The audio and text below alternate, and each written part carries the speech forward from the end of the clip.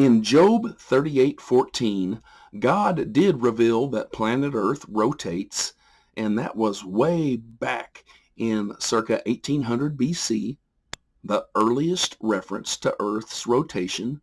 And then in circa 760 BC, his prophet Amos became the first human to declare that Earth rotates.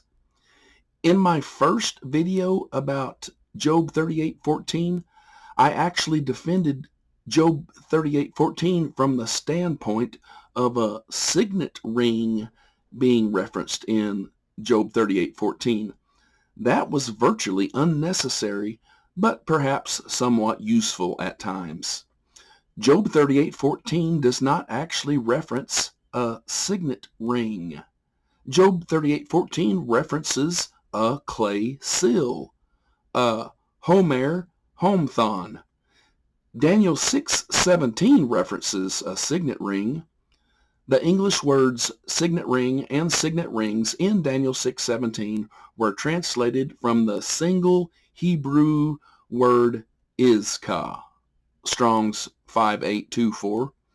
In Job 38:14, God clearly indicated that Earth rotates like a clay sill, and archaeologists are keenly aware that clay sills rotated.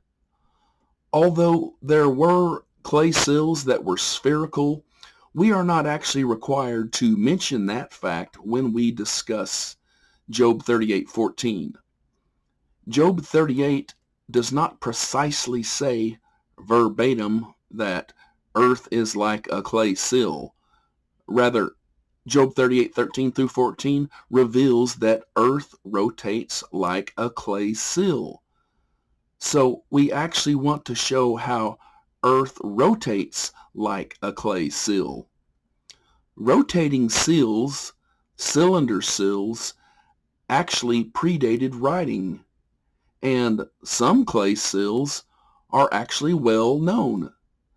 The Gudea cylinder sills, which are now on display in the Louvre, are two clay sills that were made in circa 2125 BC, before God spoke to Job. And rotating clay sills had appeared long before the Gudea clay sills were made. Archaeologists know this.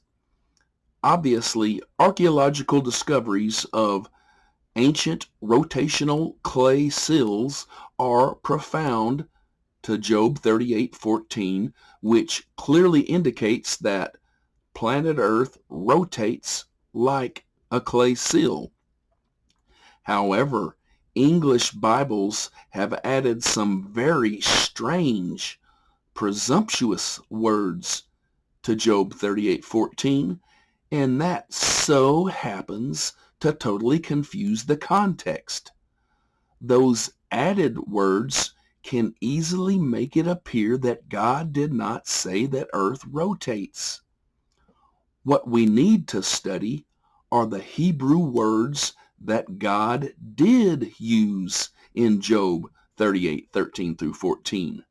And that is when we can see that God revealed that Earth rotates like a clay sill.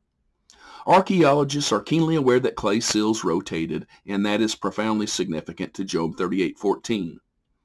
And what is also incredible are the additional, deeper contexts that God put in Job 38:14. Contexts that are related to, associated with, the rotation of planet Earth and clay sills. For instance, Earth rotates, angular momentum, and has associated simultaneous linear momentum, heliocentric movement. In that deeper context, Earth rotates like a clay sill. Think about it. While Earth rotates, Earth simultaneously moves along its heliocentric path. In this model, the sun is downwards, and so this is the night side of Earth. While Earth rotates, Earth simultaneously moves this way in its heliocentric path around the sun. Similarly, when a clay sill was rotated, its rotation had associated simultaneous linear momentum, movement from point A to point B. Planet Earth, like a sill, rotates like this while it simultaneously moves like this. But profoundly, although Venus does rotate, planet Venus is not precisely like this specific scenario. Planet Earth and a clay sill rotate like this. Planet Venus has what we call a backspin. Planet Venus rotates like this. And its heliocentric motion is in this direction.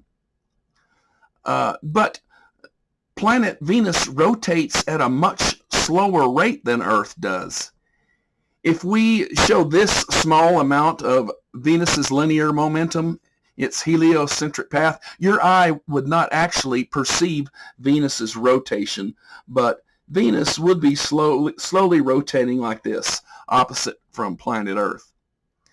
As a matter of fact, a Venus day is longer than a Venus year. In those respects, Venus does not so precisely, in that deeper context, rotate like a clay sill. However, Earth does rotate like a clay sill in that deeper context, and God indicated that long before man knew that Earth rotates and has simultaneous associated heliocentric motion, linear momentum, Earth having an angular momentum plus linear momentum configuration that is like a clay sill's angular momentum plus linear momentum configuration. Furthermore, in another deeper context, God's phraseology in Job 38:14 cleverly denotes the circular shape, low eccentricity of Earth's heliocentric orbit around the sun. Think about it. See this flat surface? This is actually a very small zone to be using as an example.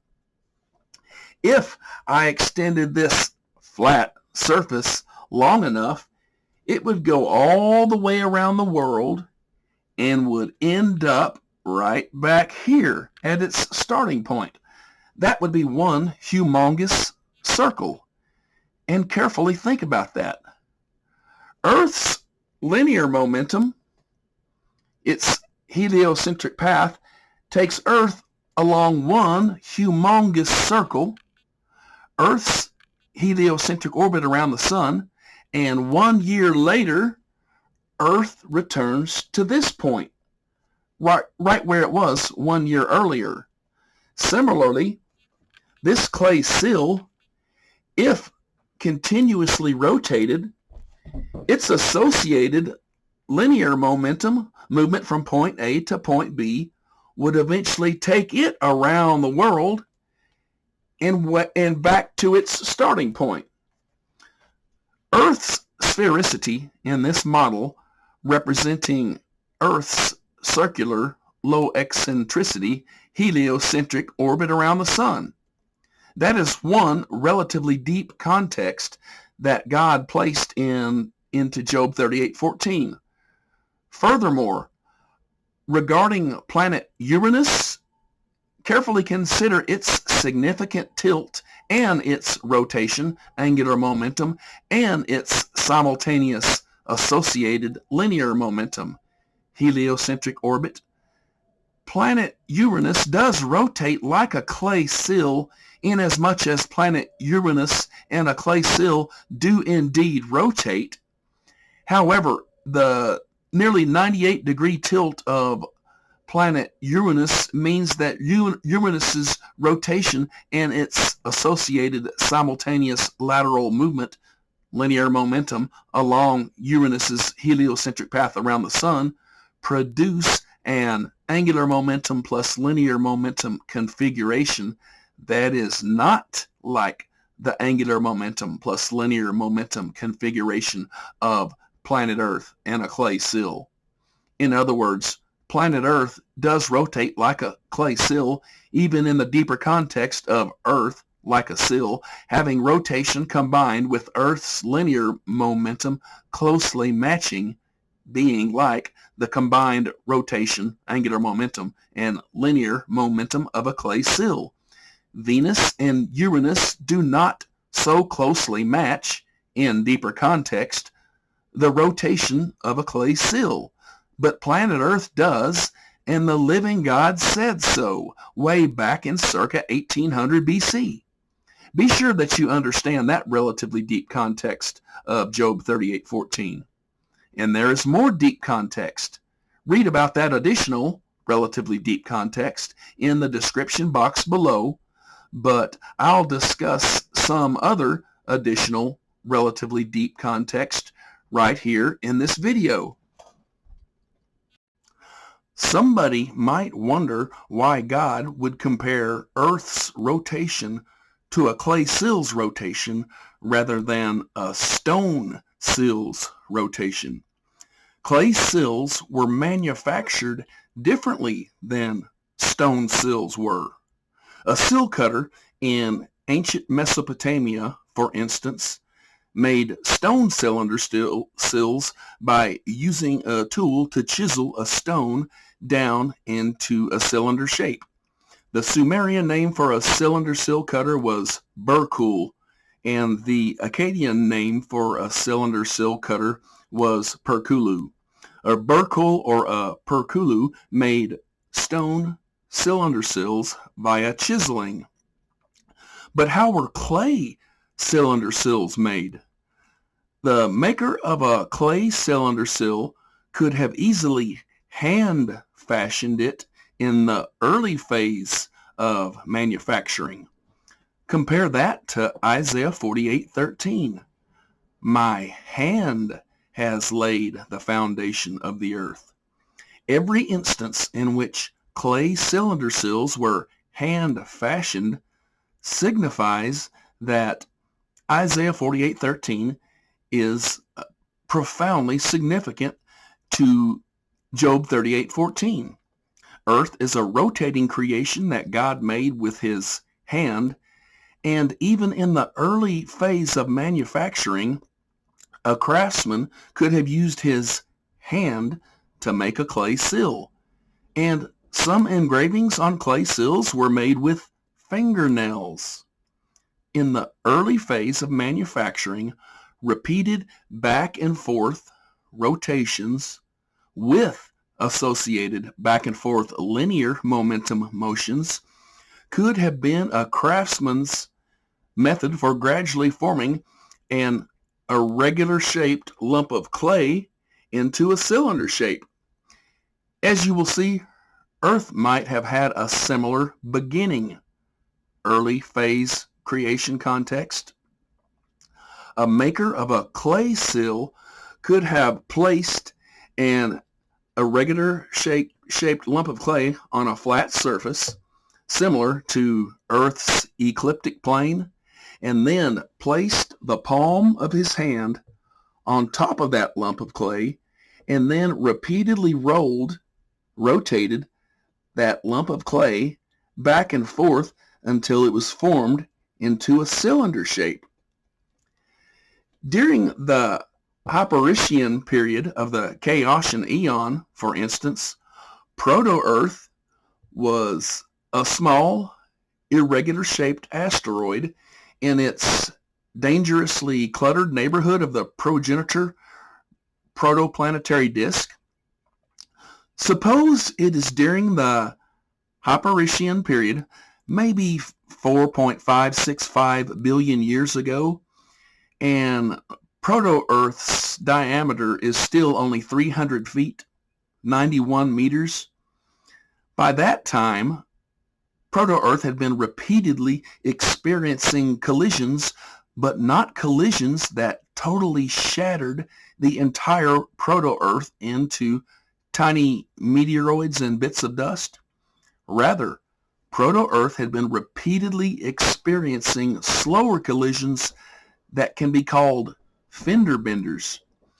In such a scenario, repeated fender benders, proto-Earth could have experienced collisions that not only reversed its rotation, but also could have reversed the direction of its heliocentric path. If that repeatedly occurred, back and forth, it would have been like an irregular shaped lump of clay being repeatedly rolled back and forth. Angular momentum with associated simultaneous linear momentum during its early manufacturing phase. Furthermore, at the aforementioned time, the Hyperician period, radioactive decay in proto-Earth have been causing proto-Earth to be warmed in addition to the solar warming that proto-Earth had been experiencing. Similarly, when a craftsman repeatedly rotated, and simultaneously moved that lump of clay back and forth, friction heat plus heat from the craftsman's hand caused that lump of clay to be warm. As you can see, planet Earth rotates like a clay sill, in as much as in deep context, planet Earth, a rotating creation, and a clay sill, a rotating invention, reminiscently had early phase warmth and early phase back and forth rotation, angular momentum with associated repeated back and forth linear momentum motions. And there is much more to discuss about Job 38:14. See the description box below. Jesus is the Messiah of Isaiah 9:6, exactly as declared in Luke 2:11.